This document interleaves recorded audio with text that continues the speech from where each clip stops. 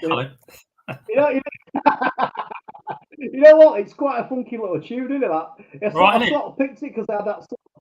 I sort of picked it because I had that sort of 60s sort of like, British sort of Austin Powers feel for our American friends. But hello, everybody, and Happy New Year, and welcome to the British Bears Show. We are back after a bit of a Christmas break, but there's been a lot going on with the Chicago Bears, and a lot of it's been really, really positive and good.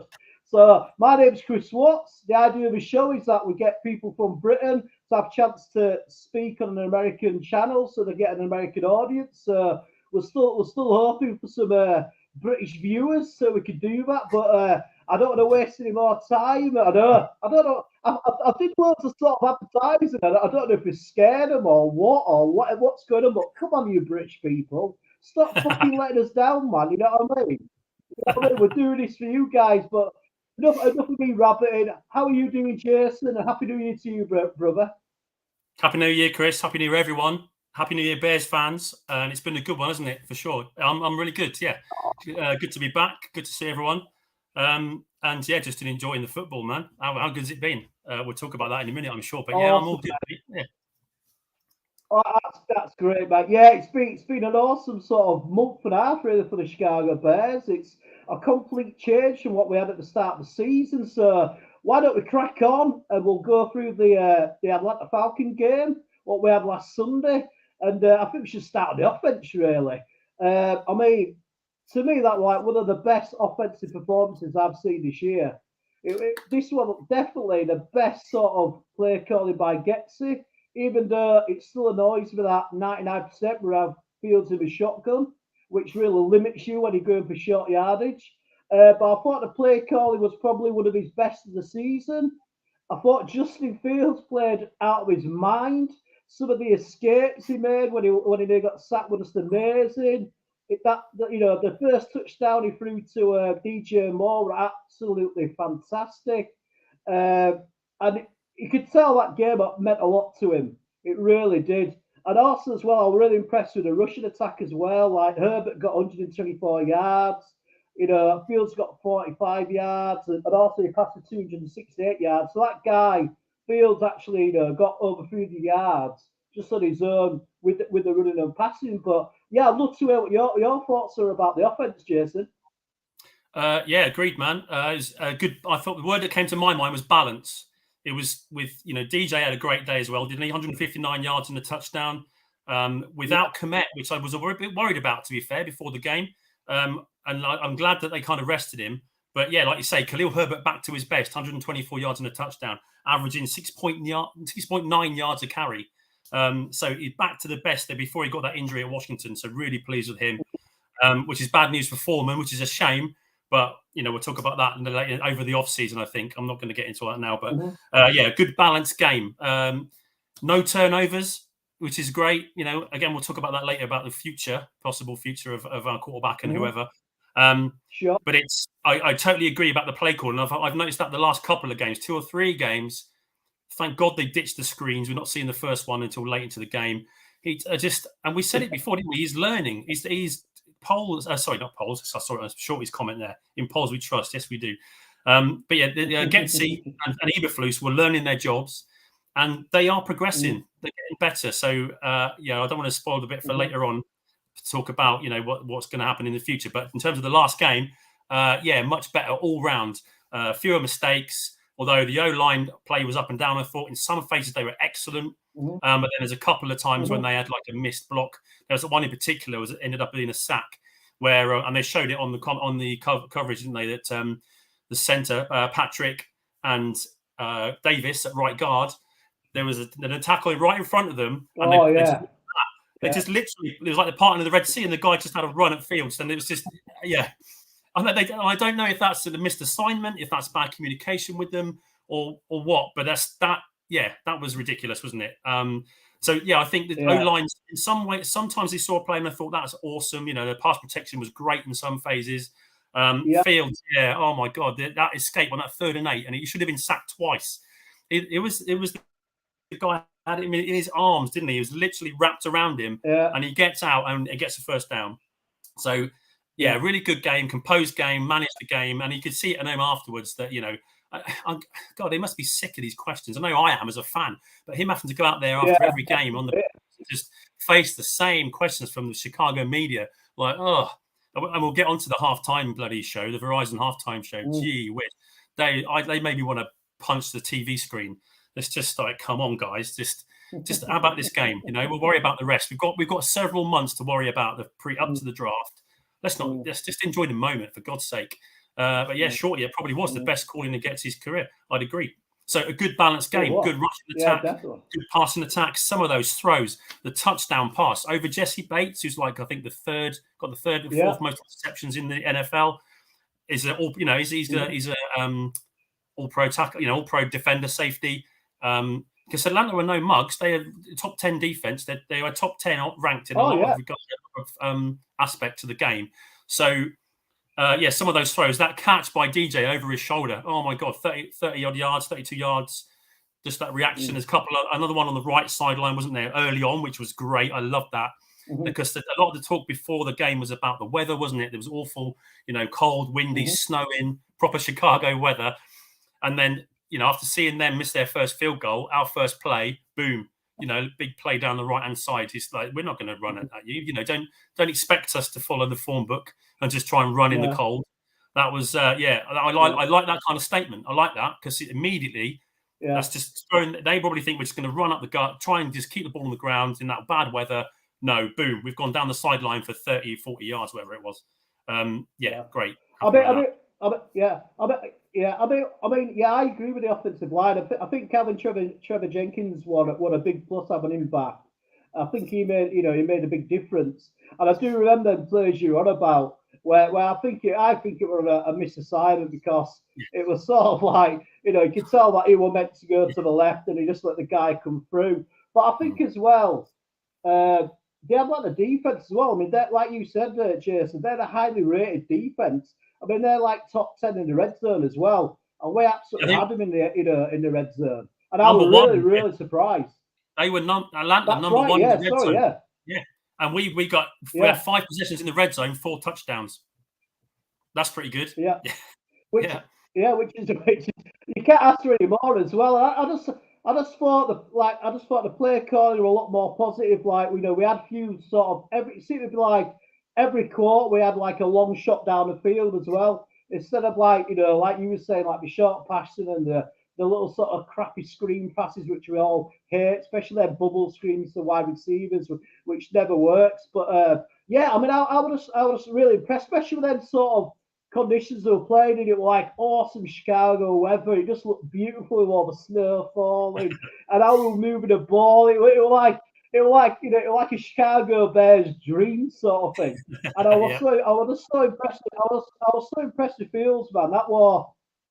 Like you said, he's had all that pressure on him all this year, and especially the last sort of couple of months with, people asking him, are you going to be in Chicago next year or not? And to be honest with you, I think he really showed a lot of character and a lot of what he's about. And I just feel like, I know we're going to get onto this later on, but he really impressed me. He impressed me enough to say, yeah, I'd like to have him coming back next year. Because I think as well, he's like, he's got like the team behind him. Like, hear that like all the teammates love him. He's a really good sort of influence in the changing room, in the locker room. Sorry, I said changing rooms, which is an English sort of way of saying it. I'm very sorry, I had American friends. But like he's obviously got a good influence on the rest of the squad as well, which really helps. And I think a bit of continuity as well with the quarterback position would be really good for us. But yeah, I would have sort of like pleased with the play calling and just being a bit more sort of positive, and being a bit more vertical instead of being, like especially like when we played against the Vikings, when we played them at their place, the second game against them, where we did like 20 plus screen passes. It was so nice to see a bit of a positive play, you know what I mean? So that were awesome, mate. But yeah, is anybody you want to shout out in the chat, Jason? Oh, well, there's quite a few. My burning question is this converted bear. I don't know if I dare ask what they converted from, but that's an interesting username. I'm happy with that. But yeah, there's some of this just to say hello to everyone. Then just so who's in there? Yeah, Shorty's in there, obviously. Foster's hanging around as usual. Mark Kazak, hello. Some of the regulars. Foster, where are you? So Mark, BCP, as usual. That's us, I guess. Quite a lot there from Mark. Where are you? There's a few others. I think I saw Mr. Mayhem. Good to see you guys. Oh, I look out. Here comes Santa. Joe Treviso, Sports Talk Network. CB Sickles is in here as well. King Booker World, good to see you. Converted Bear again, Sports Talk Network. Yeah, thanks for joining us, guys. Mr. Mayhem. King Booker World, hello. Yeah, it's good to see you guys. If there's anyone, like I say, we're doing this for the British Bears fans, so we'll get a lot of content, especially on this channel, on the BCP, on the Bears Country Productions. It's often late at night because it's the American channel.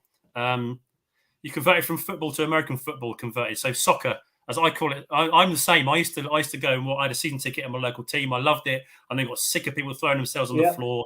The game's rubbish, and I got back. I got into. We said at our first show, didn't we, Chris, that we both got into the Bears in the 80s, 84, 85. I had a break like you did, and then I went into the soccer, and then I got sick of that, and I moved. Domestic situation meant I started watching the Bears again and got back into the NFL. Mm-hmm. But back into the same situation, then converted Bear. But yeah, so good to see you guys. This is a British channel for the British Bears fans to come and chat. The link is in the the show description. If you want us to come on the show and chat with us and other British Bears fans, we'd love to meet you, or just talk in the chat if you're a bit shy. We can sort that out. But just come and chat to us. This is what it's for. And then if me and Chris get good enough at running this thing, we might do it at a different hour of the day. Because at the moment we're run by our guys in America. So, we'll see how that goes. But yeah, this is what it's all about, the channel. So thanks for guys in the chat joining us. Just join in. We'll see if we can answer some of your comments. Cool. Nice of Jason. So let's move on to the defensive side of the ball, which was another fantastic part of the team to watch as well. With the 4 turnovers, Stevenson getting 2 interceptions. That boy, I think he was like one of the most picked on cornerbacks when he first started this season as a rookie. And man, he's developing so nicely.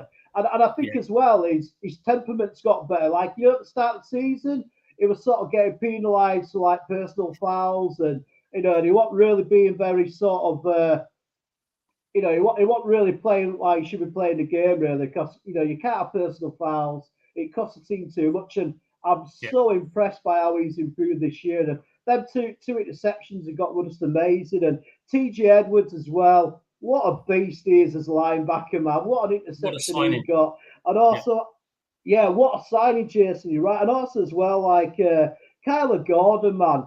What a great interception, but what a great flip. When he did that, I kept going, don't injure yourself, mate. Don't injure yourself, mate. I know. I agree. Yeah, Tyreek, you're absolutely right. You came in raw, and the guys aren't stupid. They know as a rookie cornerback, you are going to get picked on. You are going to have to learn fast, and everyone happens to everyone. But he has come on this second half of the season. He has come on so much, and 2 picks from this weekend. So I think 4 pass breakups. One of them was brilliant. That one on the left-hand side when he timed it perfectly, got his arm in and just batted the ball away as the guy was about the ball dropping his hands. Great pass breakup. He has come on strong this second half of the season, and definitely, like you say, his temperament. He's learning to play in the NFL with getting picked on, coming up from college to play with the big boys. And he's taken it on. So really, really pleased with his progress. And big shout out to the secondary. Has been fantastic. Well, the whole defense. I think I said to you, didn't I? I texted you probably 3 or 4 weeks ago. This defense is now legit. Yeah. We know we got a couple of gaps to fill. Definitely. Needed an edge rusher to go on the other side from Sweat. We needed to draft or sign Eddie Jackson's replacement, whether it's this year or next year. We've got a hot young secondary, all our defense really, because none of them are particularly old. I think we've got like the third youngest team in the league. That defense is just balling. I'm loving it. That's just great. We just get another edge on that side, on the opposite side.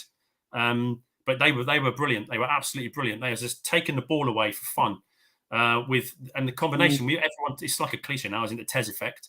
And it really is. He's making a difference to every level of that defense. Jermaine Edmonds is now playing as we hoped he would, because he had a slow start. He was struggling with injuries. I think maybe it was a bit of him and Edmonds learning to play together. But yeah, our three linebackers, I'm really happy with those three going forward. We'll see how Noah Saul goes on with his second year next season. But yeah, they are balling, man. I'm loving it. And great to see Dexter get a couple of 1.5 sacks. And the big thing about that one was, and thinking that the Tez had a quiet-ish game.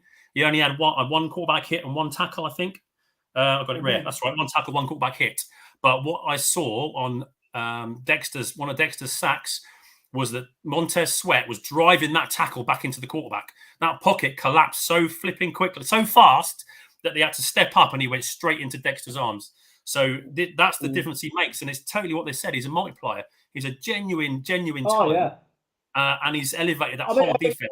If we're getting pressure, then the guys haven't got to cover for so long. But yeah, I'm really happy with the defense, mate. Absolutely balling out. I mean, it feels like Chicago Bears football again, doesn't it? Really, with the defense being so strong, and it's so crazy how one player's come in and made such a difference to Sweat.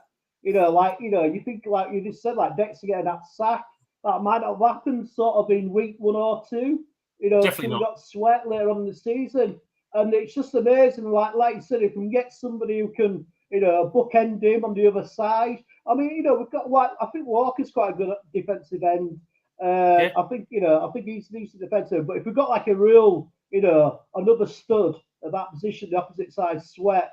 Obviously we've got Andrew Billings, who's a friend of the tailgate show I do on a Sunday. He's just an absolute monster in the middle. Yeah. He's like a one-man wrecking machine. Yeah, and it just feels more like Bears football, really. We're getting pressure on the quarterback again. With that pressure, that means we're getting the interceptions. And like you said, Jason, we've got such a young secondary. I know Eddie Jackson's been there 7 years, and he might re-sign if he takes a bit of a cut in his wages. Because even though I know you like Eddie Jackson, but I've always been a little bit like about Eddie Jackson, because really he don't like the physical contact as much as I like in a safety. But he's a really good general for that backfield. You can see how he's organising everybody, especially like with such a young, defensive backfield. Like you need some a bit of, a bit of experience, just to, like, get them into the right places, give them that bit of confidence that they're doing the things right. And he seems like a good guy as well. Like I saw, I watched some today. You were being interviewed in the locker room, and it was so sort of like team friendly, his comments, and even on the offensive side, when they asked him about Fields, he was so positive about Fields. So it'd be interesting to see what happens with Eddie Jackson over the offseason, really. I mean, I won't mind keeping him, really, but I don't know if the Bears are willing to pay. I think it's like 14 million, which would be our cap it with Eddie Jackson for next season. So I don't know whether, if the Bears are happy to pay him that, or unless we can get him to drop his fee down a little bit. But yeah, I think the defense, man. I mean, I think really they've been the strongest side of the team now for at least 6 or 7 weeks. You know what I mean? And now it feels like over these last couple of games, the offense is sort of getting up to their level a bit, so we're getting a little bit more balanced, which is really good to see, because I know defenses win championships, but you need to, when a defense gets to turnovers, the offense has got to make the most of them opportunities. And that's what we struggled a bit, before that, when our defense started clicking. That game against Detroit at their place, where we had a lot of turnovers, and we didn't really make most of them turnovers like we should have done. And it feels like the offense is sort of getting there a bit. But so with the defense as well, are you sort of happy with the scheme they're playing? Because like a lot of people are sort of saying, "Oh, this scheme's like 20 years old and and it's out of date." But I think if you got the right personnel and the right calls, football yeah, on defense is what will be yeah, effective. I think if you're getting pressure, if you're getting good coverage, if your linebackers are hustling around the place, I don't see any problem at all. Why should you change it to something that's supposedly modern and trendy just because you should? That's a bit of an old system. Yeah, but if we're smashing people in the mouth, if we're taking the ball away every week, what's the problem? If we're getting sacks and interceptions and like holding teams, like what I was impressed with. I knew Bijan Robinson was a threat for the Falcons massively. He's their real gadget guy. We knew how good he was coming out the draft. And yeah, he got quite a few yards, but I think I was quite kind of happy with. I think we did a good job of keeping the lid on him. The only big play had, of course, was that 75-yard screen, which was a bit disappointing, and they'll be gutted about that. But then they showed one of the replays on the coverage. It was JJ slipped. He was in that hole where the guy ran through, and they were talking about this with the weather. They're saying that between the 35-yard lines, that area of the pitch just get chewed up and slippery, and they're talking about their cleats, what they're going to be wearing. And you saw it on they showed one of the replays, and he was basically trying to hold himself to cover, and his inside leg slipped, and he just went down, and the guy ran past him. So there was, he slipped up, and that's all it takes sometimes, isn't it? And Algier is kind of decent. I quite like him. He had a good season last year, but I was happy with how they kept a lid on Bijan Robinson because he's a real danger. The defense in my mind is keep going, don't change it. If this is what we were angry with in the beginning of the season, wasn't it? Was they found a couple on the offense, especially, was they found some things that were working and then just went back to the old way that wasn't. But I totally agree with you that over the period of weeks, like a few weeks ago, it was obvious that the defense was absolutely balling out, and the offense was trying to play catch up, and they couldn't. They were turning the ball over, and we were not scoring off turnovers. I think we had I remember us chatting about there was 12 possessions given to them by the defense, and they had scored 3 points or something. I think it was something really bad. Yeah. But that's changing. Yeah, that's changing now too. Yeah. So it's on the up. We're trending up in all categories. It's brilliant. Yeah. I think the only sort of downside to the game was when we went for that field goal, and obviously they ran it back, right? They ran it back and got their touchdown, and I think that really was like the only sort of poor bit of game that the Bears played, really, because it's like we saying, everything was so balanced. The offense was playing great, the defense were absolutely killing it. And it would have sat one slip up on on special teams what cost us a touchdown. But I really think as well that Eagles as well completely outcoached their coach. I think on both sides completely outcoached their coaches on offense and defense, which is really fucking nice to see, because that's one of the things what we know. We've been a bit sort of disappointed with the coaching staff is the lack of consistency, the lack of performance, the lack of decent play calls in a consistent manner. And they seem to, manage to get that on Sunday, which was, really good to see. And, I feel like, maybe we were like the Detroit Lions were like last year, where, they started off terrible last year, then they went on this run. And I feel like, we're doing that now. I mean, have we won like the last 5 out of the last 7 or something? We have, 5 out of 7.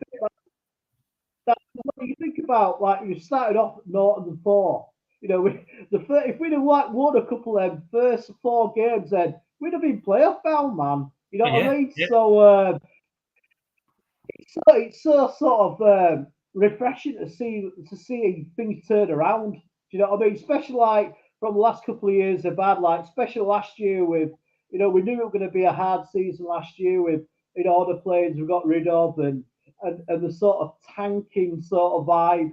And it's just so good to now see some sort of coming into the performance of the team and the play calling. And it definitely feels like we're going in a positive way, in the right way. So what we'll do, Jason, is we'll move on to the next game, the big game against the hated Green Bay Packers. Oh, yes. This is a big one. I know the Packers had a really good result against the Vikings on Sunday, but I know they were playing against a rookie quarterback.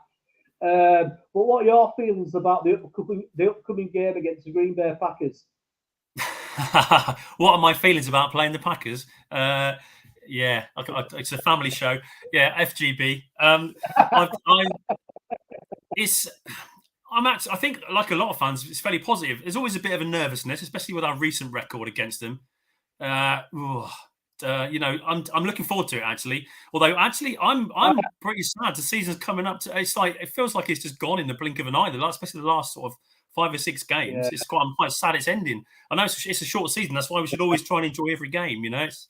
I'm looking forward to it. I can't. It's just we're feeling pretty positive, aren't we? We're on a bit of a roll. Maybe we can sort of bring Jordan Love down a peg or two, because the media seem to fucking love him, don't they? It's like I'm just sick of hearing that from everyone. It's like, wow, well, somebody somewhere in the Chicago area must have upset the national media at some point, because we just get nothing. A bit like from the refs sometimes. Although there was one I thought we could have actually, going back to that, was the potential hold on with DJ Moore with Justin Fields' touchdown, which could have been called. Yeah, we got away with that one. Because it went to me, it was more of a hold than the one that was called 2 weeks ago on that Arizona game. That was the Justin Fields 30-odd yard run, and they called it back for a hold by Patrick on one of the linemen, and that was pathetic. I couldn't believe that call. King Booker World, I totally agree with you there with that comment, my man. The Packers are underestimating the Bears. I like reading. Was it Windy City End Zone Football? I love their blogs, and there's Kevin Molesby is the guy. I love reading his blogs, and there's one line that stuck out to me when I read his last one, and I'm going to credit him for this. And he wrote at the end of it, he says, "Tell the Packers we coming," and that's how I feel about it, mate. Tell the Packers that we are coming to town, and they're going to know they've been in the game, because I am so up for this. Shorty, this is a fabulous show. So I know I'm massive. I want us to go in there and smash them in the mouth and show them who we are, because that first game of this season still haunts me, of all that optimism that we had, all that positive feeling going into that game and thinking Rodgers is gone, it's a new era of Bears football, and then we play like that, and it's just like, oh my God.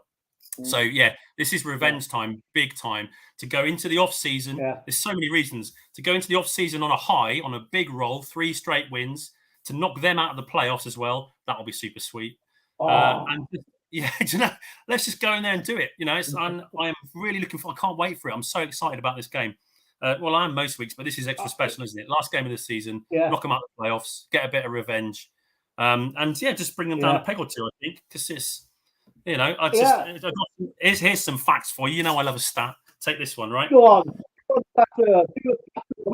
Everyone's talking about Fields looking after the ball, right?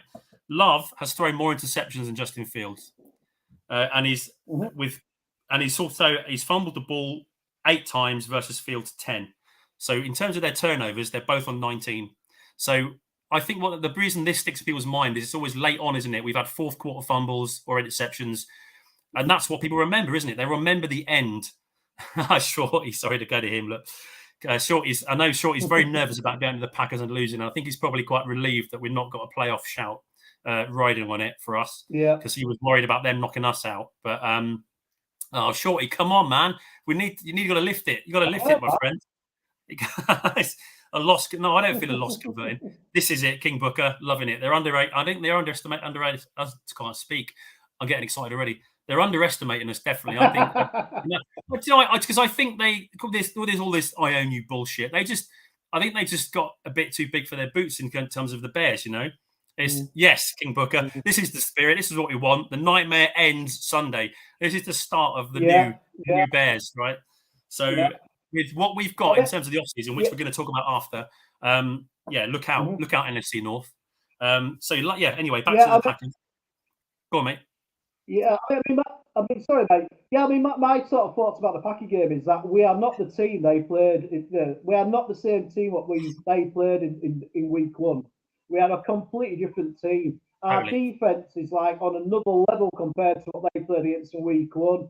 Our offense is clicking. We seem to be on a roll, and it'd be so. I nearly swore then. Effing great. So not them effers. Not the fucking bastards out the fucking playoffs, right? And especially, they dominated us for so many years that if we win this game on Sunday, then I think definitely, things are changing. The power's shifting, and I don't fear Jordan Love. I know he's had a good season and he's improved a lot, and I do fear their running attack. Like they've got some great running backs and they've got some good defensive backs as well. But I just feel like we've got this confidence now. It feels like the team believes that they can win. Where beforehand it seemed like we were sort of learning how to win as a whole team. And I Yeah, feel like we've crossed that line now where they're thinking, yeah, we could do that. We beat Detroit. They're in the playoffs. We beat big teams. We're not just beating, people like Carolina. We have actually beaten competitive teams now. yeah. So I'm so excited about it as well, Jason. One of the good things, one of the greatest Packer moments I had was I had a neighbour called Michael, and he was just getting into football, and he didn't have a team at the time. So I said, "Oh, who are you going to support?" And he was thinking about the Giants and places where he'd gone into in America. Anyway, he decided to be a Packers fan, and I was Mm. like, fucking hell, mate. You can't be a fucking Packers fan. And he goes, oh, yeah, I'm going to be a Packers fan. And it was like that season, we actually beat them at their place, and I absolutely fucking loved it. I sat there watching it with him, and I absolutely loved it, mate. And so it was a bit like that, like Kevin Keegan said about Man United in the 90s when Oh he went, yeah, I yeah. love it Would love it. if we win. I love it. I love it if we win and they lose. It was like, we're absolutely amazing. So yeah, I mean, I think we've got a really good chance of beating them, man. I really do. And and it'll be like I know Detroit's won the division, and they're the so-called best team in the NFC North, but we beat them. We've beaten them. So why And we can't we should have beat the beaten them Packers as twice. well? Who are not. That's right, mate. And we could beat the Packers, who are not as good as Detroit, and it would just be so awesome being at Lambeau Field. Do you know what I mean? Because it's the thing. What still annoys me about the Packers is it still annoys me that the Super Bowl's called the Lombardi Trophy. That really fucking pisses me off. Because at the end of the day, I know I'm going back like about 80, 100 years, but at the end of the day, it was the Chicago Bears at the start of the NFL. We actually gave money to the Green Bay Packers to keep them going when they nearly went busting like the 1920s, right? So it's like our turn now, man. So it's our turn. And I don't feel like the place should go with any fear. If they play like they did on Sunday, I think we're going to match them and we're going to beat them. I really do. Yeah, they'll be up for it, for sure. I mean, they want to finish on a high. I just think Flus has got them pumped and organised, and they're just starting to believe, like you said, after the turnaround they've had. There's no reason why they can't go in there. They need to play well because they're no pushover. The Packers they're very very middle of the road, massively middle of the road, and they've had some great wins. They've had some terrible losses. They've lost to the Falcons, the Raiders, the Broncos, the Steelers, the Giants, and the Bucks. They scraped past Carolina 33-30. They let Bryce Young score 30 points. So I mean, it's like their run defense is ranked 28th in the league. So that could be a weak point. The way we've been running the ball the last couple of weeks. So they're so middle of the road. Their offense is total yards are ranked 13th, passing yards 17th, running yards 15th. They've got a good 1-2 punch. You said it, the Dillon and Jones, they're running backs. They've got over 1,100 yards between them this season. They do interchange them. So that's, you've got to take care of them because they're two good players, they're good weapons. But last week is a stat for you. Last week was the first game of the season the Packers had a receiver get 100 yards in a game. And there was a guy they got off the practice squad. They got him off the practice squad. So Love's got loads of yards, but he's throwing it around the place. So he hasn't got like a number one that is going to be going to sort of take out the game. But I believe in our secondary, man. I believe in our defense. Look at the way they've been playing. I do. And it's like he's throwing more interceptions than Justin has. So we know what's to worry about. Yeah. You know what, Jason? That's a great stat, man. That's a stat bomb. Which one? What you just gave us then. The receiver. The one about the receiver, the first 100-yard receiver. That's a stat bomb, mate. I don't know where you got that stat from. I'm telling you, that's absolutely amazing. But yeah, I just think this is we've got as good a chance as we have in years to beat them in Green Bay.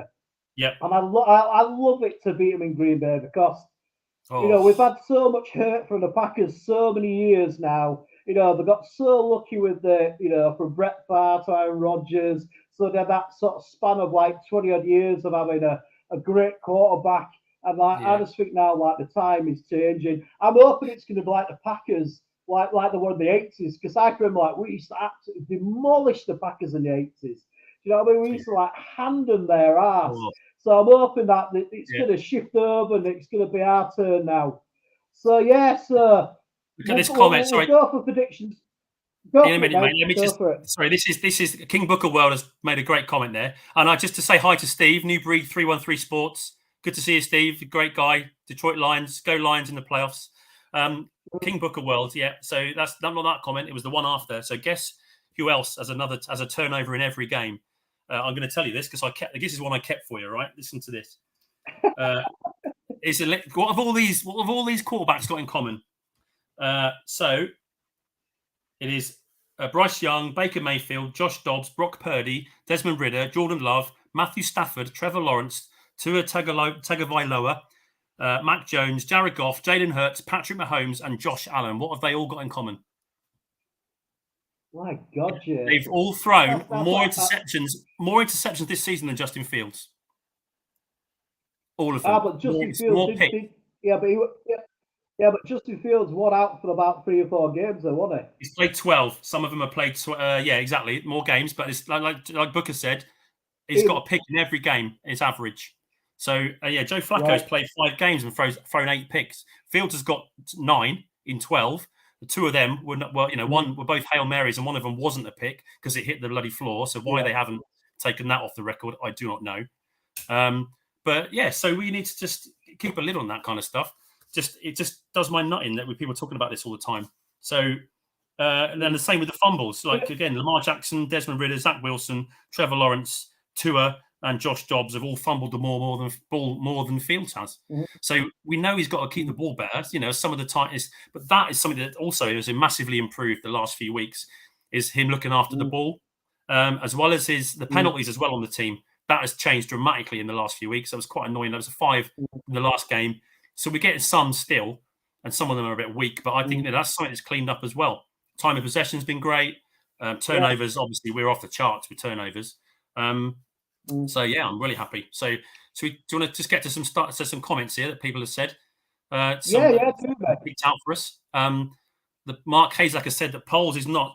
Here we go. Well, I'll go this one. You do it, Foster. You're in control. I'm not sure the Bears are going to give up on Flus, and I don't think they will either. I think if you've got a team that's trending up this much, the defensive turnaround, the offensive improvement, the record, and again, what I like about recently with Flus is that he's kind of growing into it. It's like there was a really clever at the end of the second quarter, or no, was it second half? We were going to go for a field goal. They sent the field goal team out, and then suddenly they line up with Cairo Santos at wide receiver, and it forced Atlanta to take a timeout. They were like, "What the hell's going on?" It freaked them out. That's smart. That's smart stuff.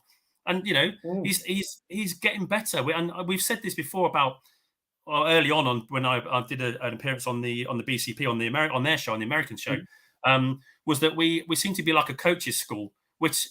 It's great if you're willing to put up with it, but then when you've got a young team and a young learning coaching staff, it's not always the best recipe for success. It's possible to be successful, but you're making it more difficult for yourself.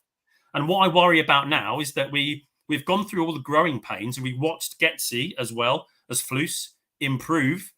Why would you go through all that shit that we've had to part with and then go, right, now you're getting better, off you go, and then you change the coaching staff, you get a new quarterback in. It's like we're just putting everything back. So, I mean, we're going to talk about the future anyway, aren't we? I don't know if you do it now, but yeah. I agree with Mark Kazak here. Said that Poles is not stupid enough to let this coaching staff draft a quarterback, is he? Yeah. I don't think he is. Go ahead. Sorry, Jason. Let's move on to the Bears gossip and the future of the Bears and what could possibly happen in the off season, and like you intro, Jason, and I definitely got a feeling that Eberflus is going to be back. I think really, especially if we beat Green Bay, he's going to go look at how I've improved the defense over the second half of the season. Look at how the offense has improved. Like he's actually, like you just mentioned, that trick play they did, so it made their Falcons take a time out. that's high level coaching, man. That, you know what I mean? That's like high level strategy, which we didn't really think even plus had it in him. And I think as well, I don't think he's lost the locker room. The players seem to really sort of gel behind him, and maybe it's just I know like people want like a bit of a fiery coach like Dan Campbell, but I don't know if that works with every sort of modern day player because kids today are so different to what they're like even when me and you were younger. They're a bit more rough and tough when we were younger. And I think some kids these days, if you just shout at them or you're always on the back, I think you can get like a negative response from people these days. I just don't think it rubs that well with people these days. And I definitely think I definitely think that even if this is going to come back. But regarding Getsy, I'm still not sure, mate. I'm still not sure if they're going to bring him back because that would his best sort of play call, and I thought he did all season with last Sunday's game against the Falcons, and but he still sort of drops off quite a lot once he's got past his sort of scripted plays. He still seems to go in a bit of a lull. But even though like the last game, well, probably the game where we didn't really sort of lose it a bit on offense, like like the sort of strategy and the sort of pace of the offense. So I'm not too sure about if Eagles is coming back, and even if we do bring somebody else in, they can still use that offense as a bit. Like people go, oh, that means you got to learn a new offense. Well, they can still do the same offense, but they can just have somebody who's a lot better at calling the plays. Even Foster's call players at the college level, but he wasn't calling plays in Green Bay or a quarterback coach. And I don't know how much really had to like coach Aaron Rodgers at all anyway. So I know I know he's improved, but is he going to get better than what he is now? Do you know what I mean? Like I remember like our first show, Jason, where I was saying, well, maybe this is like we've gone through all the pain and all the rebuilding, and the coaches learn how to do it, and maybe this is like it's finally coming together. But I'm not too sure about Getsy at all still really because looking back throughout the season, he made some shocking decisions. But I just think the last games really helped him sort of say, look, I've changed my offensive sort not scheme, but the play calling. I've been a lot more sort of vertical, less of the horizontal screen passing. But he needs to get it. I know I bring this up every week, but he's got to stop having Fields and shotgun 99% of the time because it so limits your play calling, especially like when you know the goal line or if it's a short yard situation. I hate seeing a quarterback in shotgun because to me, when you're in shotgun, you give a running back a ball to get a couple of yards. The defense can see him straight away that the running back's got the ball. Instead of you're in shotgun, you've got like you're in an I formation.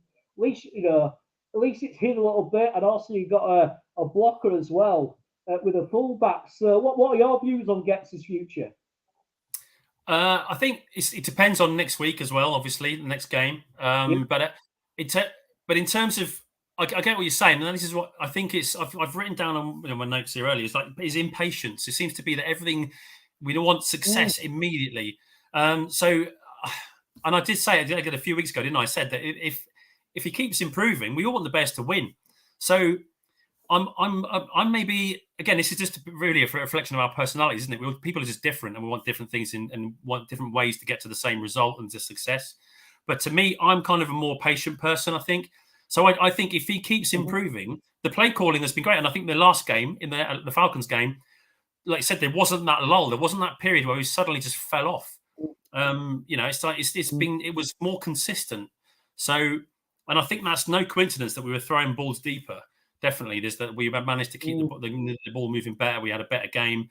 There was a couple of periods where the odd run blew up and we had some yards lost, or whatever, on the runs up the middle. But I'm kind of as horrific as it sounds, as it would have been, especially take me back 6 weeks.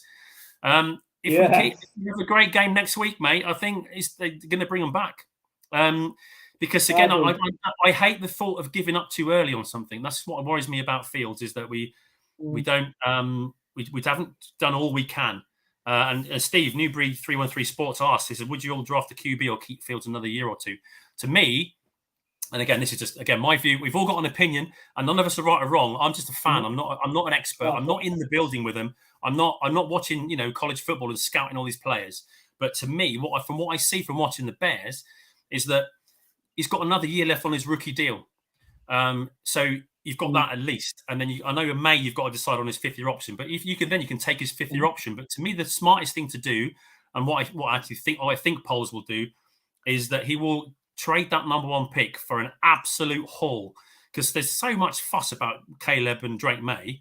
Someone is going to, I can actually see a situation. I think just another year, Chicago, Nick mentioned it on there, and I've seen it. I chatted about it on another show before. I can see a situation where we trade down twice to number 3 to pick Marvin Harrison Jr., and we've got 3 first-round picks next year.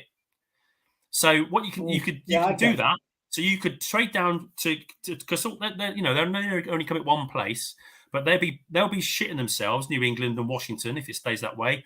That someone else will offer us the farm to go up to get the one quarterback that hasn't been taken yet. So they would do that just for that security, and always say, "Well, would you give us your first rounder next year? We could have Marvin Harrison Jr. and 3 first-round picks next year, with Fields on his last year of his rookie deal.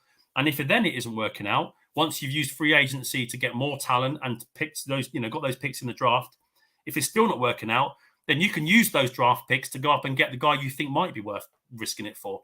Because we know that a first round, picking a quarterback number 1 isn't a guarantee. Watch Swifty's videos, you've all seen them, about the failures that have happened on picking a quarterback first. It's not a guarantee. So there's no player coming out of college that's worth 3 first-round picks. And that's what you could get for that number 1. So...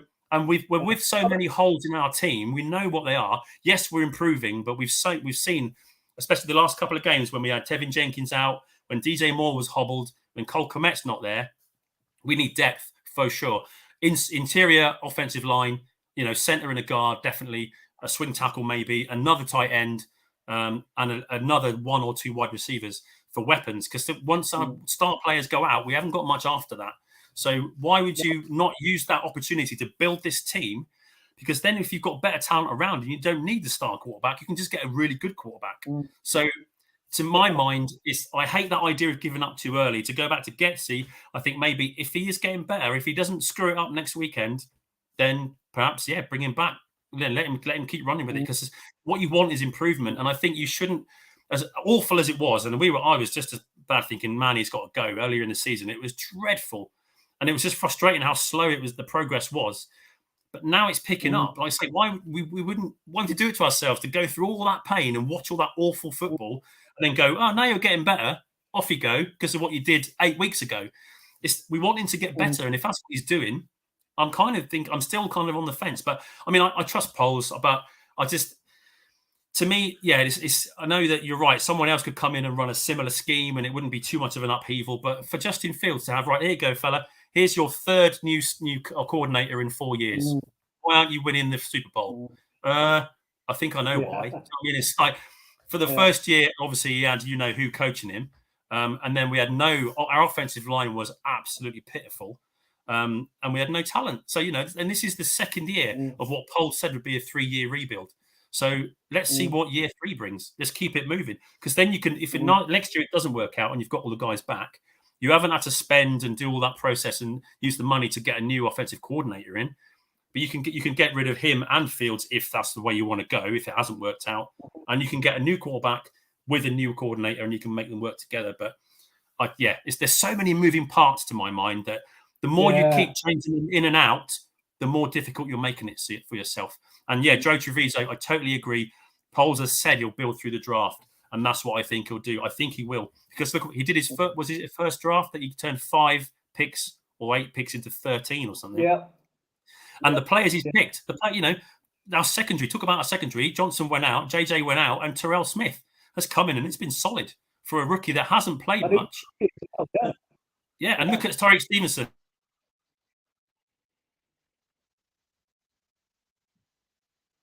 I can't hear you, mate. Can you hear I'm back. All right, yeah. I thought, wait, I can't hear Jason, man. I thought it was me. No, I'm back. Well, Good. Sorry there. I mean, my sort of thoughts regarding Fields and the coaching staff is. If you'd have asked me this about after like the fourth game of the season, I like let's get Fields out of this fucking place, man. Let's get Getsy out of this place because it were absolutely painful to watch. I mean, when I saw him in person playing against the Vikings, it was absolutely fucking terrible. It was absolutely terrible, man.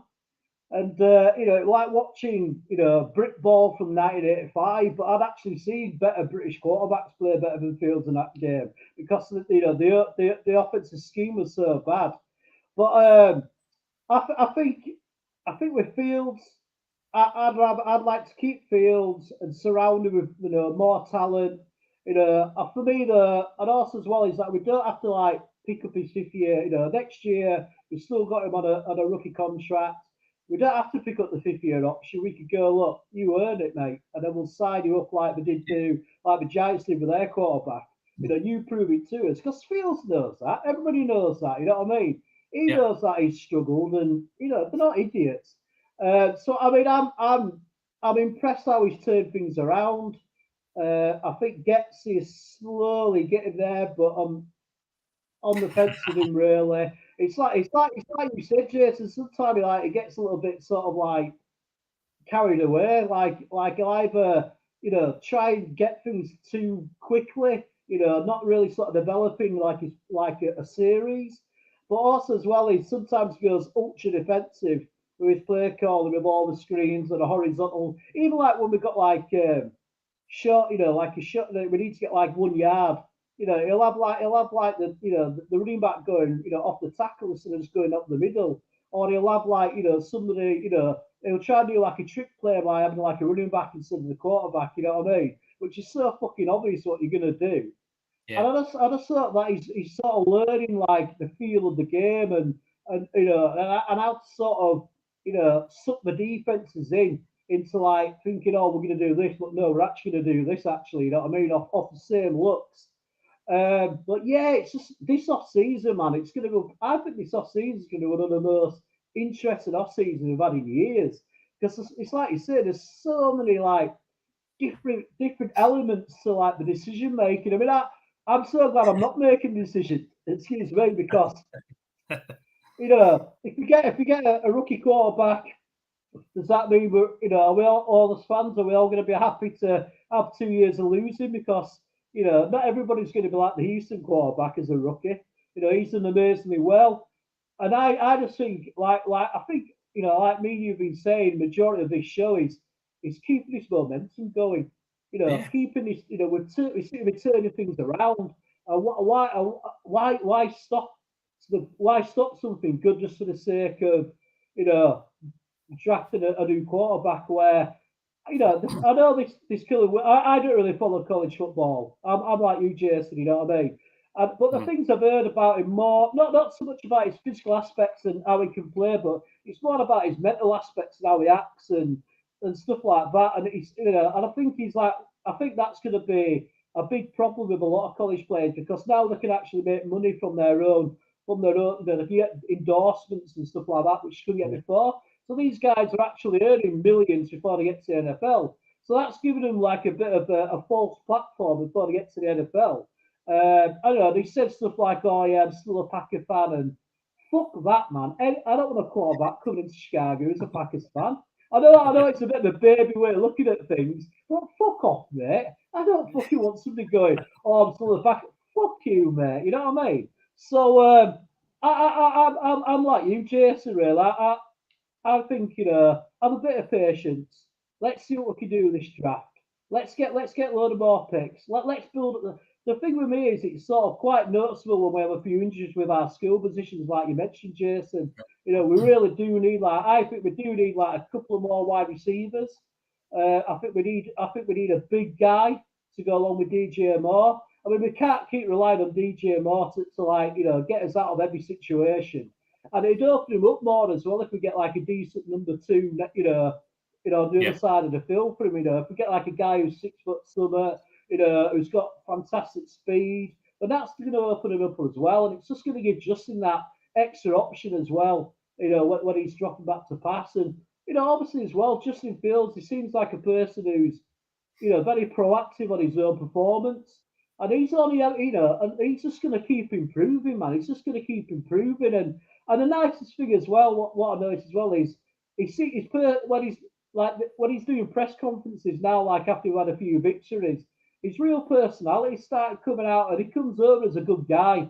You know what I mean? Like when we were losing, he was just there looking mopey and pissed off. Well, now he's getting a bit of confidence in himself, and we're winning. Then you've seen that's what he really is as a person, and he just seems like a really good leader to me. Justin Fields, and leadership is something what not every quarterback has. You can get these quarterbacks who are amazing athletes, but leadership, the quarterback is the captain of the team, really. Everything runs through the quarterback on offense. And I just think Fields has got it in his head.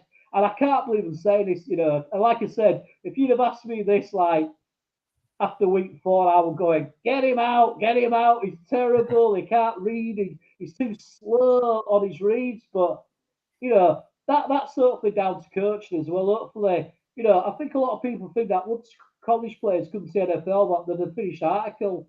And that's not true. I used to coach running backs, and you can always improve players through coaching, always improve them with the technique, how they understand the game, what the coaches want them to do in their assignments. So I'm a big believer that people can keep sort of improving as a player. The Definitely. better coaching they get. So the big question, Jason, is scoreline on Sunday. What's the scoreline on Sunday for you? Who's going to be the Bears MVP? And yeah, give me yours. I know you don't like it. I'm crap at scoreline. I'm awful. I'm terrible. That the Bears I'm terrible. I've picked the Bears pretty bang on this last sort of month. That the games the won. So I've got a good feeling about this game. I'd like to hear what you think the scoreline might be and who you're looking out. Which Bears player you're really looking forward to seeing and who could be the Bears MVP. Oh, just again, you're putting me on. I'm so rubbish at these, but I think, yeah, I'm awful at predictions because my heart always rules my head. I'm not an analyst. I'm a fan. I just want the Bears to just smash the Packers. But for once, we can actually see it happening. I do think we're going to score. We're going to run the ball down their throats, and I just think it depends on our front four. I think that's again like most things, and I want our D line to eat, man, to go and eat and just give Love a tough day. Just give him an absolute nightmare of a day. And then if we do that, it's all over. I think we just can't. I cannot wait. I'm so excited about Sunday. It's just I think it's going to go off if everyone's fit, which I'm not sure about. Is Ron saying 35-10 Bears? And then Fields yells, "I own you now." Yeah, I'm happy with that. I'll take that. Ron, when I was trying to formulate and pull a number out of my head, and that was kind of where I was going. I was thinking 35-10, 35-12. Honestly, I just think we got the potential to go off because we can run the ball at them. And if their run defense is terrible, it's statistically. I mean, I know it's any given Sunday. It depends because they've beaten the Chiefs and they lost to the Raiders. You know what I mean? It's like and the Giants. It's like so they've had some up and down games completely. I hate it. Again. Now I'm being a Bears fan. I'm getting nervous thinking going into Lambeau and just thinking we're going to win. But we've never had a better chance. Well, never. But we've got a good chance. We've got a great chance. If our defense plays like they can, we can shut him down. I know we can shut him down. So if we keep the lid on their running game, we've got the best running defense in the league. 72-3 Bears, Mark. I would definitely like that. But yeah, I think Shorty thinks it's going to be close. He's saying 34-30. And look at me, I'm avoiding answering the question now, aren't I? I'm getting everyone's comments. Can't see us winning whenever they need to. Oh, Shorty, come on, man. We need you with us, bro. It's like yeah, you dandy boy. Come on, mate. I'm going big. Yeah, I'm saying I'm going to go with that earlier one. Who was that? That was Ron. I'm going to go with Ron. I'm going to say 35-10. We're going to have a day. We are going to tee off on Love. Yeah, and I own you. And that's what we'll be putting in all the chat. We're all going to go troll. We're going to go Don Burr style into all the Green Bay forums and just start putting up, we own you now after one game. Yeah. But yeah, King Booker World 24-13, and it won't even seem that close. Yeah, I could see that happening. Yeah, Shorty's jersey, brilliant. But no, I think I'm happy. I think we're gonna. I think if we're fit and healthy, and Moore seems okay from the last game. Tevin Jenkins went through okay. Feels looking good. Yeah, that's right, Mark. Believe, Shorty, just believe. But yeah, I'm going big. 35-10. I'm sticking with Ron. Let's go for it. What about you? All right, cool. Well, I'm thinking maybe a little bit closer, even though I love the positivity from the chat and from yourself, Jason, but I'm thinking more like 24-21 to the Bears. I think really, if we can get pressure on Love with Sweat and our front four, then he's going to have a long afternoon, man. And also as well with our defence against the run, we're going to cancel their running game out. They won't able to stop our running games. We've got the best running game in the NFL. And if Fields continues to play like he has been, then I'm hoping that Bears going to do it. But I think it could be close. 24-21. And I think for me, my standout Bears player, it's got to be Justin Fields, man. If he can sort of continue the performance level like he showed us last week, then I'd be so happy for him, man. And I'd be so happy that if he did score and he did go, I own you, Packers. I would absolutely adore that. So I'm predicting the Bears to win because, I think this is like the first time, one time where both clubs are quite evenly matched. But I just think our defense is better than theirs, and I think that's what's going to make the difference. I think we're going to cancel out their passive attack. And I like to beat their coach because their coach looks like he needs a bit of a slap sometimes. He's got that sort of baby face, what needs a bit of a slap. I hope the Bears are going to win, but I think it might be a little bit tighter than what the chat is saying. But if it were a blowout to the Bears, mate, then woohoo, it would be awesome, mate. But that's what I want. I just want us to dominate. I just want us to dominate and embarrass them in their place, man. I fucking hate the Packers, man. I mean, me who spoke about like English football, soccer, and that, and obviously being from Leeds, if you like, I mean, I'm not a massive football fan, but I'd say, somebody went, who do you support? I'd say Leeds United because literally the ground's like 20-minute walk from where I live, and it'd be like Leeds United beating Man United. Do you know what I mean? Because Leeds United hate Man United. Yeah, and vice versa. Yeah. So it's that sort of an equation for me. So I think the Bears are going to win, but I think it might be a little bit tight. But I just think our defense is going to be too much for them. I really do, mate. So what we'll do is we'll wrap up the show. Have you got anything more you want to add, Jason? I don't know, not really. I think just some of the comments, really. I think someone said, hey, Plank, good to see you, bear down. And Swifty's in the house as well. Good to see you, Swift. J2K, thanks for joining us. I think everyone else we've covered. Converted Bear is 28-24. There was a couple of questions there too, wasn't there? A few people asked, but King Booker World. I think was it King Booker World that said about a couple of those passes that Fields made on Sunday that there was no 5 people could have made, and I made some notes on that too. Those ones on the sideline, and I think if there's a weakness in his passing game, it is the short passes. He seems to overthrow short passes quite a lot. That's probably the weakness in his game. But his progressions have been much better like the last couple of weeks. I think you can see him following his progressions. When he starts to scramble, he's got his eyes downfield much more than he did before. And he's been smart at protecting himself. But some of those throws, man, that one over the shoulder to DJ was awesome. He's putting it in places on those deep balls that only the receiver can get it, like the touchdown. That was Jesse Bates he overthrew then. It was the only place that he put it where only Moore could get that. And a great catch of him getting his feet in bounds. We got a 1-2, man. That's awesome with those two. So, yeah, I'm happy with that. Really happy with that. So we want him to keep putting those throws out there. Converted Bear said, how do we feel about Eberflus?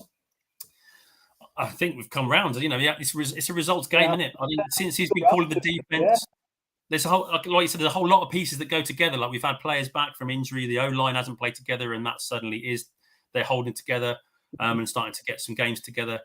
I'm in on him coming back. And like I say, if we go into Green Bay and smash them on Sunday. I'm happy with Getsy coming back, to be honest, because he's improving still.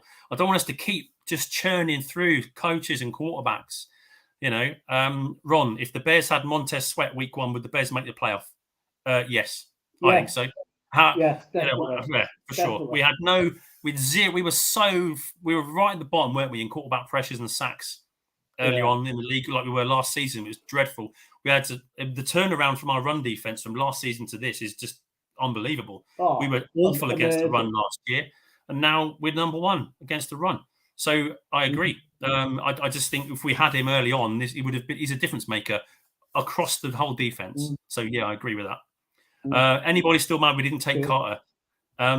Dexter, I think Dexter was when was it? A couple of weeks ago, I was reading again on ESPN, and I think Dexter was only behind Carter in pass rush win rate and in defensive tackles. Yeah. So I'm not mad we didn't take him because there were potential personality issues, and we got a young team.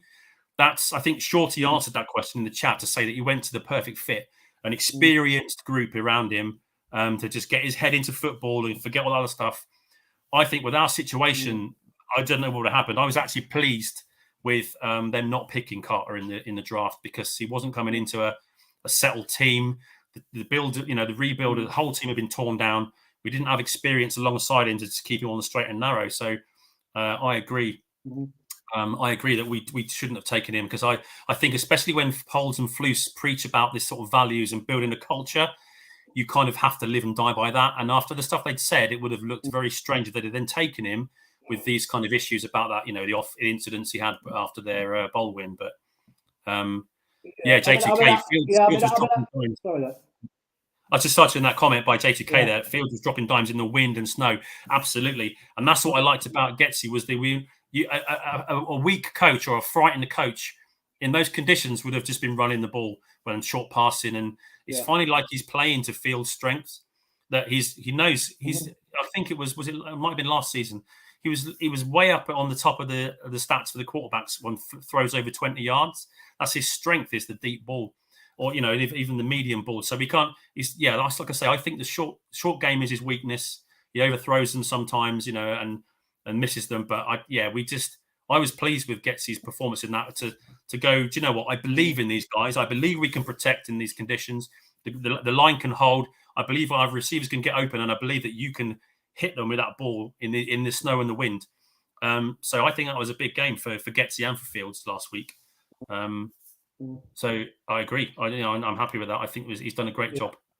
And what else we got? King Book of World about Tomlin and Harbaugh.